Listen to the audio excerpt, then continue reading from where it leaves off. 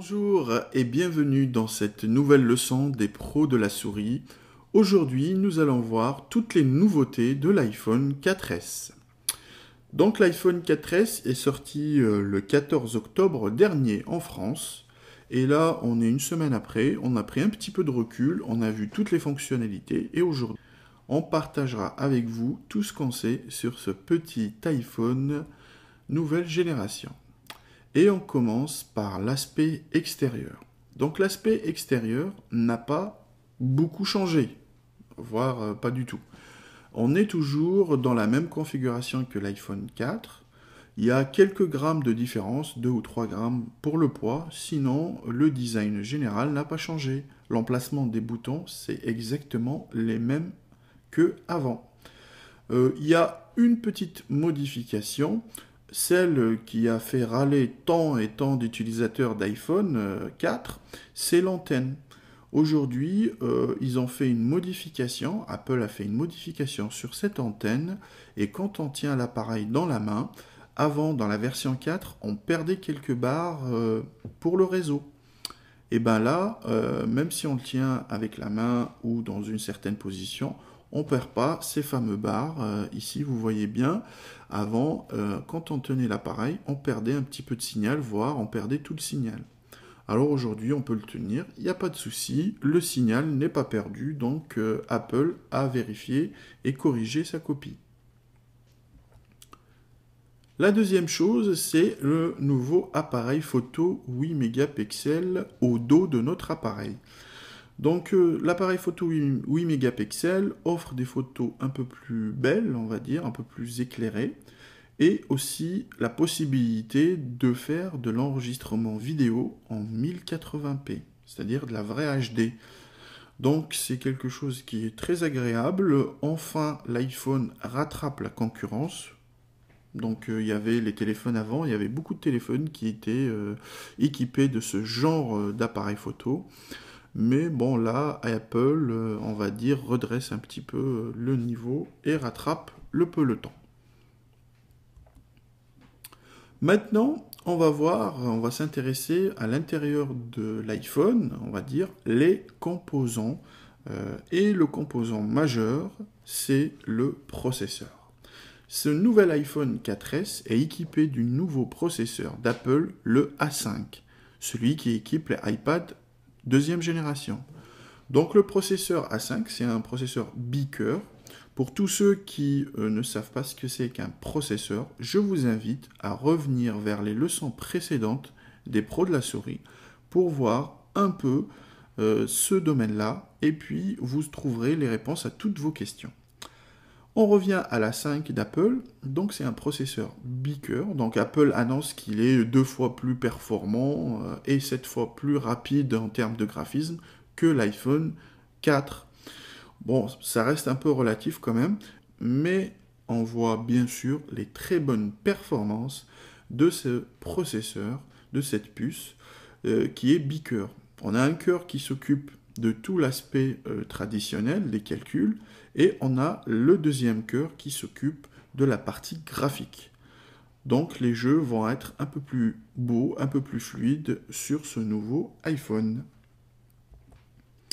La fréquence de ce processeur est 1 GHz et il est équipé de 512 mégas de RAM, donc mégaoctets de RAM. Donc les 512, ça semble un peu faiblard. Aujourd'hui, il y a des téléphones qui sont plus puissants que cela. Si je prends par exemple en comparaison avec le Galaxy S2 de Samsung, c'est un monstre, c'est une bête de course par rapport à l'iPhone 4S. Mais l'iPhone se rattrape très bien. Pourquoi le choix de 1 Go de processeur et de 512 de mégas de RAM? C'est tout simplement pour optimiser l'autonomie. Il faut bien savoir que la batterie, elle n'est pas infinie. D'ailleurs, elle a été légèrement modifiée avec cette nouvelle mouture. Donc, elle est un peu plus résistante et elle supporte mieux l'A5. Et les 512 seulement entre guillemets de RAM servent à faire bouger le système et les applications, mais aussi elles économisent par rapport à une RAM par exemple d'1 giga, elles permettent de faire des économies d'électricité, d'énergie, donc un peu plus d'autonomie. On voit bien que Apple, comme je l'ai dit précédemment, maîtrise très bien le procédé de fabrication et le mariage entre le logiciel et le matériel. Justement, on va parler du logiciel. Donc le logiciel, c'est le système d'exploitation qui équipe ce nouveau iPhone 4S. Et le système, c'est iOS. Et la version, c'est la version numéro 5. La version numéro 5 d'iOS n'équipe pas seulement les iPhone 4S. Elle équipe aussi toute la gamme des appareils mobiles de Apple. iPhone et iPad. iPod aussi. Mais certaines nouveautés ont été réservées, commercialement on va dire c'est logique, ont été réservées à l'iPhone 4S. On voit bien là 3 fenêtres qu'on ne voyait pas dans les anciennes versions d'iPhone. Et on voit le centre de notification ici, la chose que attendaient beaucoup d'utilisateurs d'iPhone qui était disponible dans les autres systèmes d'exploitation et les autres téléphones de la concurrence. Apple a rattrapé ce retard en matière de centre de notification. Donc on peut avoir les appels en absence, les messages, les rappels pour ses rendez-vous, la météo, etc. Il y a aussi une autre demande qui a été exaucée, une demande des utilisateurs de l'iPhone, c'est l'intégration de Twitter. Maintenant, vous pouvez tweeter en natif, c'est-à-dire vous rentrez une fois pour toutes vos identifiants Twitter et vous pouvez tweeter ou suivre quelqu'un sur Twitter nativement sur votre iPhone sans entrer à chaque fois vos identifiants. Ça sera comme un message intégré totalement et parfaitement à iOS 5. Il y a aussi ce qu'on appelle rappel, c'est un gestionnaire des tâches. Ça a fait son apparition. Donc il y avait déjà des gestionnaires de tâches qu'on téléchargeait, c'était des applications tierces. Aujourd'hui, Apple a mis son propre gestionnaire de tâches et vous verrez pourquoi par la suite. La grande révolution de ce nouveau système iOS 5 et de l'iPhone 4S, c'est l'application Siri. Alors, qu'est-ce que c'est cette application? En fait, je vais vous donner un petit exemple, vous allez comprendre rapidement. Tout le monde connaît la série K2000. Tout le monde connaît le robot qui est, ou l'ordinateur qui est dans la voiture, qui s'appelle Kit. Et on sait tous que Michael Knight parle avec Kit, lui demande des choses, ouvre-moi la porte, ramène-moi à tel endroit, il faut sauver telle ou telle personne. Et bien là, c'est à peu près, je caricature bien sûr, mais c'est à peu près la même chose. C'est-à-dire, Siri, vous pouvez parler avec lui comme si vous parlez avec un être humain. Vous lui demandez d'effectuer certaines tâches pour vous et il va le faire.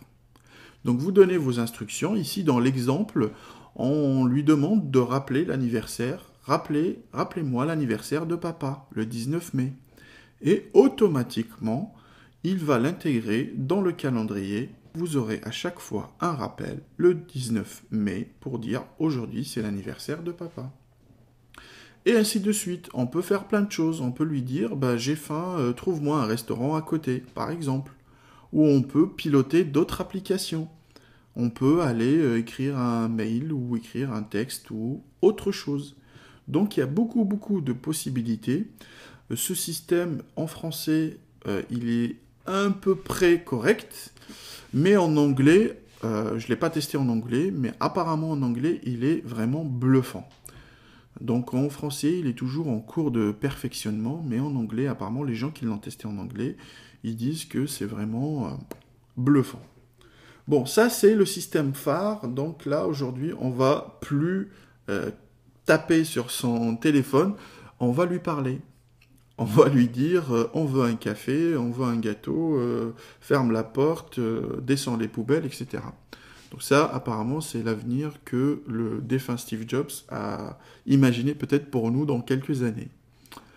On continue. Donc je vous disais, la nouvelle fonction rappel. Donc là, on peut, c'est un gestionnaire de tâches, très simple et simplifié. Donc on a la date, un calendrier, on rentre la tâche qu'on souhaite faire ou le rappel qu'on souhaite avoir, et hop, on définit si on veut avoir une alarme ou non, et voilà, le tour est joué. Et ça se marie très bien avec Siri. Donc on peut lancer Siri et lui dire, bah voilà, rappelle-moi telle chose ou fais-moi telle chose, et automatiquement ça sera utilisé dans cette application. Donc ça c'est une petite nouveauté, hein, c'est pas par rapport à Siri, ce qui est vraiment la révolution par rapport à la concurrence. On continue maintenant. Donc, il y a les applications classiques dans iOS, le téléphone, le mail, la navigation sur Internet, aussi agréable qu'avant. Bon, ils ont fait quelques petites améliorations, on ne va pas les citer toutes. Apparemment, il y a 200 petites améliorations comme ça. Voilà, on a la musique maintenant, on n'a plus l'iPod. Pour ceux qui ont la version précédente, il y avait l'iPod. Maintenant, on a la musique. L'icône s'appelle musique et on peut aller écouter sa musique. Les vidéos, pour regarder ses vidéos, pour les acheter. Les photos, pour regarder ses photos toujours. Et on a l'App Store, toujours bien sûr pour acheter ses applications. Et l'iTunes, qui n'a pas bougé. Le plan aussi. On a le Game Center pour jouer avec ses amis et partager ses scores. Le calendrier, les contacts. Localiser mon iPhone, c'est une application qui existait depuis quelques temps, qui permet de localiser votre iPhone si vous le perdez ou on vous le vole. Donc vous pouvez le localiser, savoir où il est. Vous pouvez même envoyer un message qui apparaît sur l'iPhone pour dire par exemple, oui, rendez-le-moi, appelez-moi ce numéro par exemple, si vous avez trouvé mon iPhone. Bon, si la personne elle est honnête, elle va vous le ramener. Sinon, bah voilà, il faut avoir une bonne assurance. Il permet aussi, par exemple, d'effacer ces données. Si, par exemple, vous avez perdu votre iPhone, il y a des photos ou des choses personnelles que vous souhaitez garder anonymes, vous pouvez effacer toutes les données de votre iPhone. Voilà, comme ça, vous ne perdez que la machine. Il y a aussi les autres applications intégrées que vous connaissez tous. Bon, celle qui est un peu nouvelle, c'est le kiosque. Maintenant, on peut acheter des journaux directement dans le kiosque de Apple. Et puis les applications que vous connaissez tous. Voilà, donc l'éventail s'est élargi un petit peu.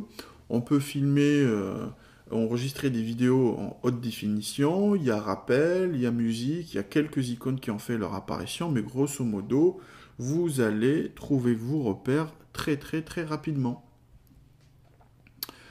On va parler de iCloud maintenant. iCloud, qu'est-ce que c'est qu'iCloud? À quoi ça sert? C'est aussi une nouveauté qui a été mise à disposition par rapport à iOS 5. Donc tous les gens qui ont installé ou qui vont installer iOS 5 peuvent bénéficier de iCloud. Alors qu'est-ce que iCloud? Bon, on va voir qu'est-ce que iCloud, mais avant, il faut qu'on se rappelle un petit peu de ce qui se passe aujourd'hui, ou ce qui se passait avant. Donc on avait un iPhone ou un iPad. Pour le synchroniser sur iTunes, il fallait le brancher avec la prise, un câble USB. Ensuite, seulement ensuite, le programme iTunes qui est installé sur un PC ou un Mac faisait la synchronisation, sauvegarder nos données, ou effacer les données, ou modifier les données, etc., etc. Donc les données étaient localisées soit dans une machine, un ordinateur, voilà, votre ordinateur, soit dans votre appareil, et il fallait relier physiquement cet appareil à cet ordinateur pour que l'échange de données se fasse. Avec iCloud, ça change. Alors on va voir qu'est-ce qui change. Donc vos données, quand je dis vos données, ça peut être vos mails, vos contacts, votre calendrier, vos applications, vos photos, vos vidéos, etc. C'est l'intégralité de vos données. Donc elle était éparpillée entre votre iPhone, votre iPad et votre ordinateur, par exemple. Votre iPod aussi, pour les gens qui ont un iPod.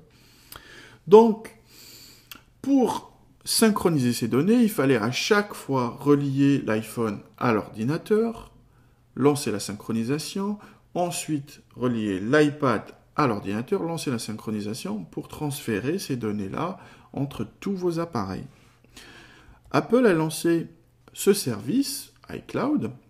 C'est des serveurs informatiques, des ordinateurs hébergés chez Apple qui stockent toutes vos informations.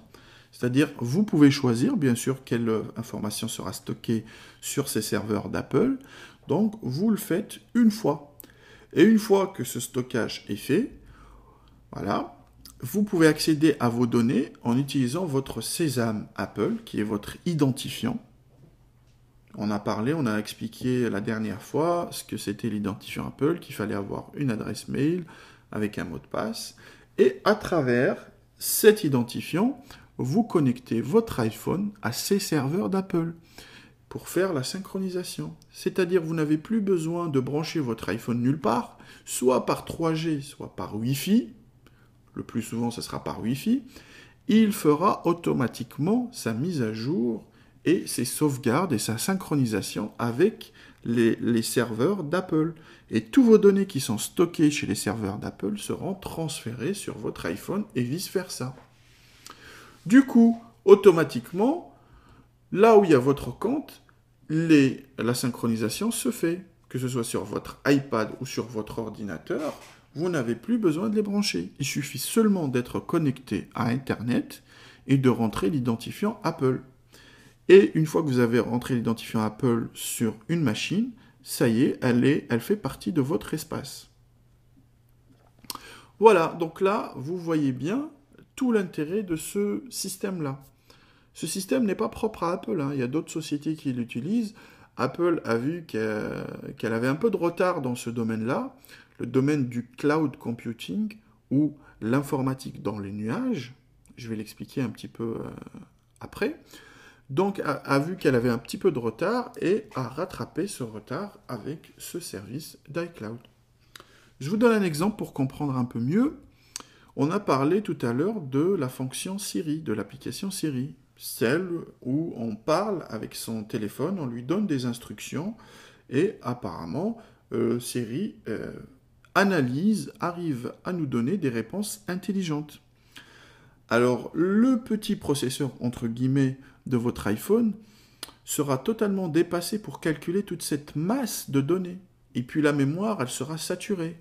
Mais dans les serveurs d'Apple, on peut lancer cette application qui bénéficie de tout l'espace et de toute la puissance des processeurs et des serveurs d'Apple. Et ensuite, on donne le traitement à l'iPhone.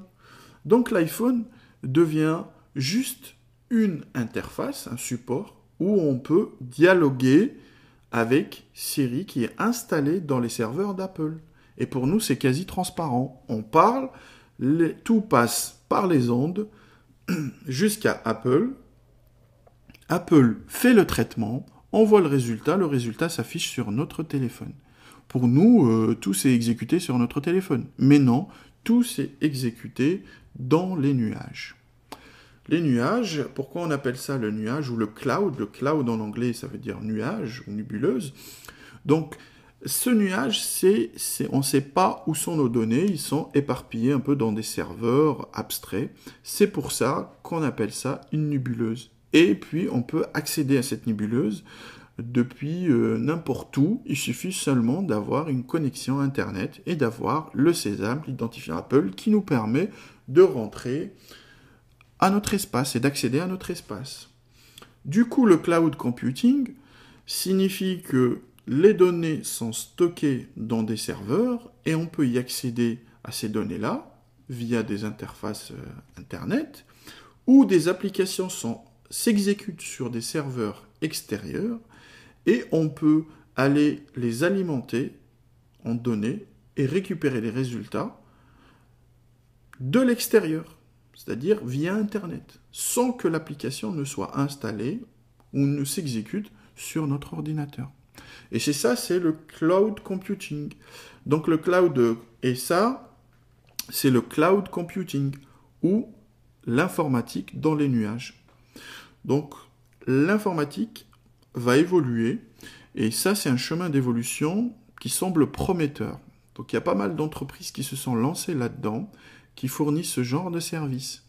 Et puis, par exemple, je vous donne un exemple, vous êtes une société Au lieu d'aller investir dans des serveurs coûteux et de la maintenance et d'installer un réseau qui est un peu compliqué et qui sort dans votre budget de vos compétences, qu'est-ce que vous faites? Vous louez ces services à une société externe qui fait du cloud computing et tous vos logiciels, tous vos données seront chez cette entité-là. Et vous, en vous connectant à Internet et à votre compte, vous pouvez aller travailler comme si le logiciel était installé dans votre ordinateur ou le réseau était installé dans votre entreprise. Mais en fait, tout se passe via Internet. Donc, on a virtualisé un peu ce travail-là. On n'a plus besoin d'installer le logiciel sur son ordinateur. Le logiciel s'exécute à distance, ce qui permet de soulager ma machine. Si le logiciel, il est lourd, bien sûr. Donc voilà, on voit bien tous ces services et toutes les possibilités que Apple offre. Pas seulement Apple, j'ai dit, le cloud computing, ça n'appartient pas à Apple. Beaucoup de sociétés le font, voilà. Mais là, on parle en l'occurrence d'Apple. Et à regrouper tout ça dans iCloud. Donc iCloud, c'est le service qui regroupe à peu près toute la synchronisation, l'hébergement des données de vos appareils. Apple, c'est une société à but lucratif, et même très très lucratif. Donc, ils ne font pas ça gratuitement. Enfin, je vous explique. Ils vous font 5 gigaoctets gratuits d'espace de stockage. C'est-à-dire, si vous avez acheté un iPhone, ou un iPad, ou un iPod, etc., ou même vous avez un ordinateur, un produit Apple vous donne droit à 5 gigaoctets gratuits. Après, vous allez prendre goût, vous allez synchroniser et héberger de plus en plus de données dans cet appareil, ce qui fera sortir et ce qui fera élever la note. C'est-à-dire, vous aurez toujours besoin d'un espace supplémentaire. Et si vous avez besoin d'un espace supplémentaire, il faudra passer à la caisse. 10 gigas pour 16 € par an. 20 gigas pour 32 € par an. Et 50 gigas pour 80 € par an. Donc Apple a bien créé encore un mécanisme pour nous prendre un peu d'argent. Ils sont très forts à ce jeu-là. Pour accéder à iCloud, donc vous allez dans les réglages et vous avez l'icône ici et il faut juste simplement cliquer dessus. Comme ça, vous pouvez choisir, vous pouvez modifier de compte si vous avez par exemple plusieurs comptes ou vous voulez changer de compte. Apple, vous pouvez synchroniser votre courrier, vos contacts, votre calendrier, les tâches et les rappels, les signets de votre navigateur web, les notes, le flux de photos, les documents et les données, et localiser votre iPhone comme on l'a expliqué tout à l'heure. Donc tous ces applications on peut cocher ou décocher, choisir, on héberge ou on n'héberge pas ces données-là dans les nuages ou dans les serveurs d'Apple. Et plus on a de données, plus il faut d'espace. Donc ça, c'était iCloud. Donc j'espère que c'est clair. On fera d'autres leçons pour parler, pas d'Apple, mais parler du cloud computing ou l'informatique dans les nuages. On fera d'autres leçons et je vous montrerai d'autres astuces et d'autres logiciels.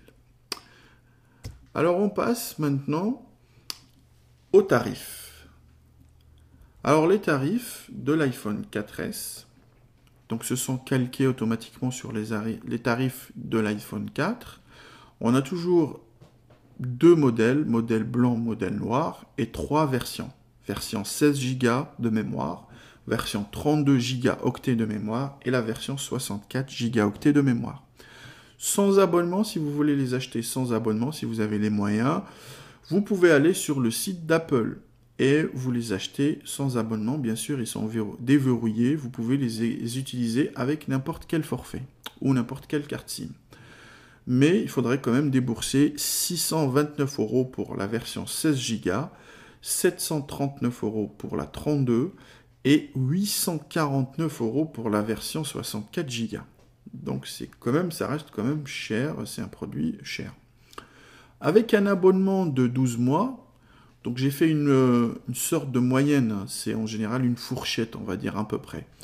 Donc pour un abonnement de 12 mois, d'ailleurs je vous conseille toujours de prendre un abonnement de 12 mois, prendre un abonnement de 24 mois, c'est une arnaque. Vous payez l'appareil 2 fois plus cher, et 24 mois, les choses changent tellement vite aujourd'hui qu'un nouveau forfait va sortir, un nouveau téléphone, des choses vont changer, et puis vous serez coincé avec ces 24 mois. Vous avez toujours la possibilité de résilier au bout de 12 mois, mais il faut payer car ce qui reste, 25% de l'année, c'est-à-dire vous payez 3 mois supplémentaires. Moi, ce que je vous conseille de faire, c'est de prendre 12 mois. Comme ça, si vous voulez vous réengagez pour 12 mois. Si vous voulez changer de portable, ce sera plus simple. S'il y a un nouveau forfait qui sort qui vous intéresse, il sera encore plus simple. Voilà, donc ça c'est juste une recommandation que je vous fais. Après vous êtes libre, hein. C'est juste un petit conseil. Donc les abonnements pour l'iPhone, on va dire ça varie entre 50 et 80 euros par mois pour 12 mois.